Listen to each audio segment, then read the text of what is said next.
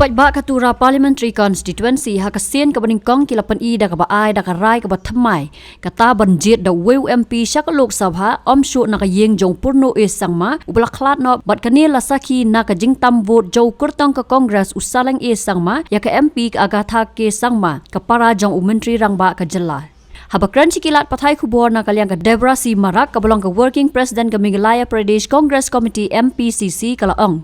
Kani ka Rizal, watla ka day ka ba ampat penbena hendray kalapau syai bagi Paidbah ka Garo Hills ki kwa ya ka Jingkylla bat ban ay ya ka vote siya ka Congress. Can you tell us about the result now? Yeah. I think counting is over. We yet to get the result sheet now. This is the victory of the people. People, they have decided to vote for Congress this time for a change. Okay. So all over, what do you think that India Alliance will come up or? I don't know regarding India Alliance.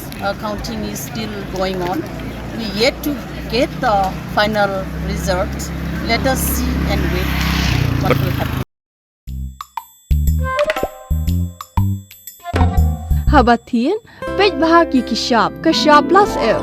Ka plus F? Hakabam bangibam dunaki eki bataye kamet. Namar kata habathiru atau kau kamlu ka umpnyang kadut pet ya kashap plus F haka jingsom. Yaki nutrient kumki vitamin bat ka ayan la icon diat bat ka bathau bha. Kam kta ka dur jingki marbam ka jing mat lani ka rukom shed yaki. Balehi panai kita. Kadon ka we ka jing mentoy ba kongsan. Ka kot ka kia.